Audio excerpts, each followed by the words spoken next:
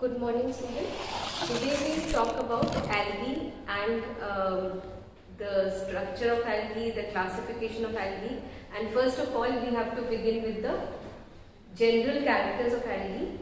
So, what is the group algae actually made up of, and what are its characters? This is what you should know about. So, you must have heard about the division Thallophyta.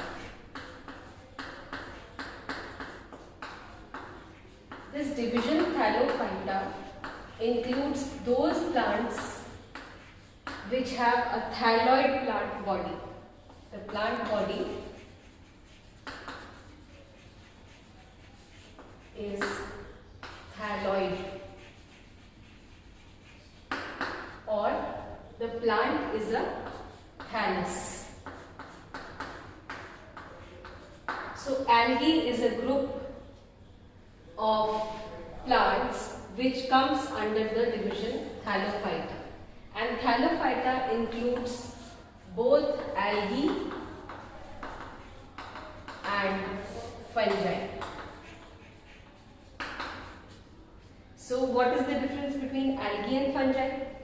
Algae also have thalloid plant body. Fungi also have thalloid plant body. But mostly all algae are chlorophyllous because the green pigment chlorophyll is present in them, and fungi are non-chlorophyllous.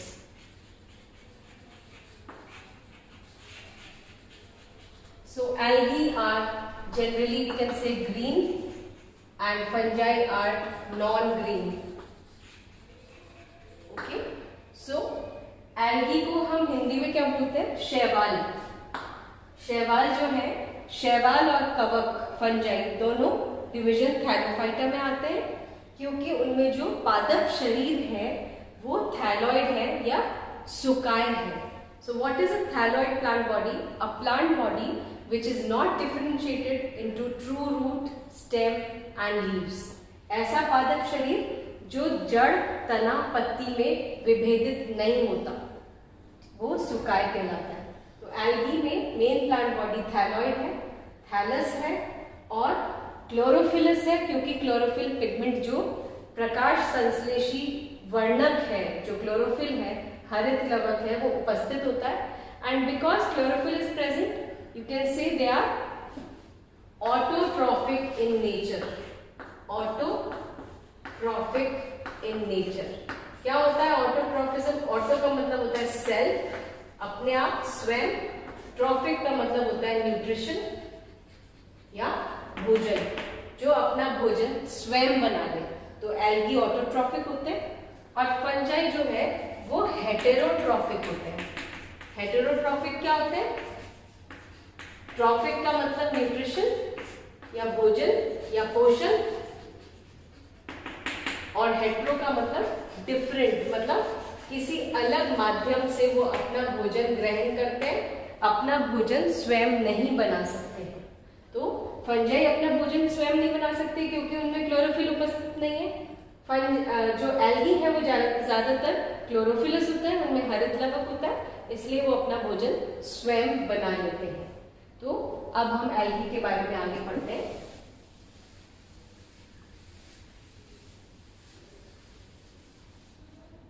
So first point हमारा algae का है plant body thalloid. Number 2, chlorophyll present.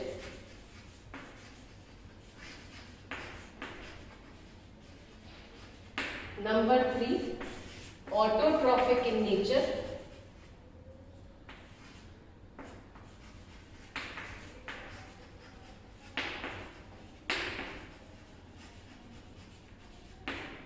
ठीक है, अब आगे हम देखते हैं तो इनके हैबिट एंड हैबिटेट क्या होता है.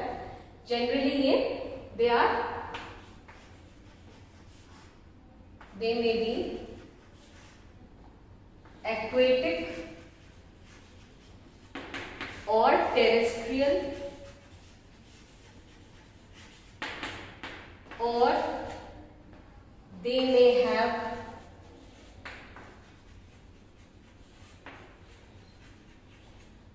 an unusual habitat।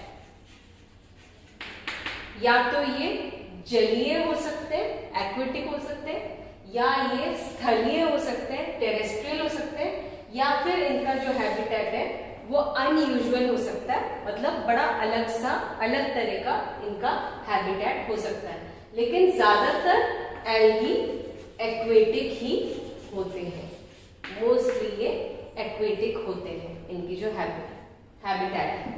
उसके बाद हम कह रहे हैं कि इनमें जब रिप्रोडक्शन होता है, रिप्रोडक्शन में जो सेक्स ऑर्गन्स बनते हैं, जनन अंग जो बनते हैं, जो सेक्स ऑर्गन्स होते हैं, they are unicellular and non jacketed. अब इसका मतलब क्या है? जो सेक्स ऑर्गन्स या जननांग बनते हैं वो यूनिसेल्युलर होते हैं, एक कोशिकीय होते हैं, और नॉन जैकेटेड होते हैं, मतलब उनके चारों तरफ जैकेट उपस्थित नहीं होती है या उनके चारों तरफ कोई कवरिंग नहीं होती है, तो इसलिए सेक्स ऑर्गन्स नेकेड होते हैं। जनरली जो सेक्स ऑर्गन्स हैं वो नेकेड होते हैं, बिना बंध्य आवरण के होते हैं। लेकिन कभी कभी अगर जैकेटेड होते हैं, अगर जैकेटेड मिलते हैं, तो उस केस में जो जैकेट के इनिशियल सेल्स हैं are different from initials of sex organs। मतलब अगर ज्यादातर तो जननांग जो होते हैं वो एक कोशिकीय होते हैं बिना किसी बंध्य आवरण के। यदि बंध्य आवरण उपस्थित है तो उस आवरण के जो कोशिका, जो प्रारंभिक कोशिकाएं थी जिनसे वो बंध्य आवरण बना, वो अलग होंगे उनसे, उन कोशिकाओं से जिन्होंने जननांग बनाए थे उनसे। ठीक है, तो ये हो गया। अब नेक्स्ट है आफ्टर फर्टिलाइजेशन, इसको ऊपर ले लेते हैं।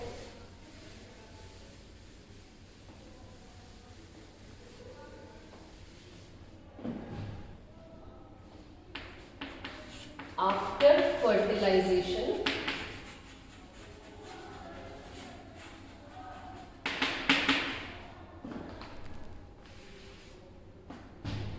zygote is formed which undergoes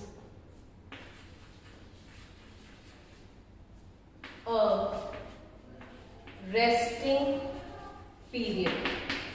मतलब जाइगोट बना फर्टिलाइजेशन के बाद, और वो जाइगोट एक रेस्टिंग पीरियड के थ्रू जाएगा, उसके बाद उसका जर्मिनेशन होगा। ठीक है, तो एम्ब्रियो नॉट फॉर्म।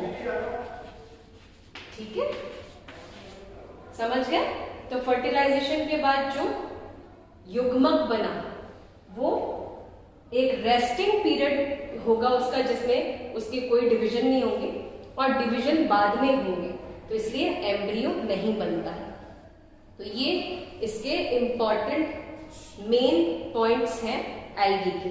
अब सबसे पहले हम इनके, अच्छा नेक्स्ट उसके बाद हम ले सकते हैं, क्योंकि प्लांट थैलॉइड है जिसमें ट्रू रूट स्टेम लीफ नहीं बनता है, उसके अलावा टिश्यूज भी नहीं बनते हैं।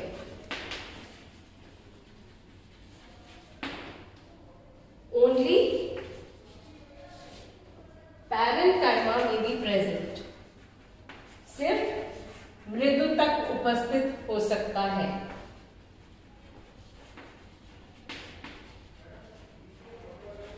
ठीक है, इसके अलावा एल्गी में एक वैरायटी प्रेजेंट होती है, यूनिसेल्युलर मल्टी सेल्यूलर से complex multi cellular. These are the varieties of algae which may be found। एक कोशिकीय हो सकते हैं, बहुकोशिकीय हो सकते हैं, और बहुकोशिकीय में जटिल संरचना भी हो सकती है। तो ये वैरायटी हम जब हम पूरा एल्गी पढ़ेंगे तो हमें पता लगेगा कि एल्गी की थैलस में कितनी वैरायटी है। उसको हम पढ़ते हैं स्ट्रक्चर ऑफ थैलस ऑर्गेनाइजेशन, उसके बारे में पढ़ेंगे। और नेक्स्ट हम पढ़ेंगे कि इसमें डिफरेंट टाइप्स ऑफ हैबिटेट्स क्या क्या हो सकते हैं। जैसे कि मैंने आपको बताया कि एक्वेटिक होते हैं, टेरेस्ट्रियल हो सकते हैं, और अनयूजुअल हैबिटेट्स भी हो सकते हैं। तो नेक्स्ट क्लास में हम एक्वेटिक हैबिटेट्स को डिस्कस करेंगे। Thank you.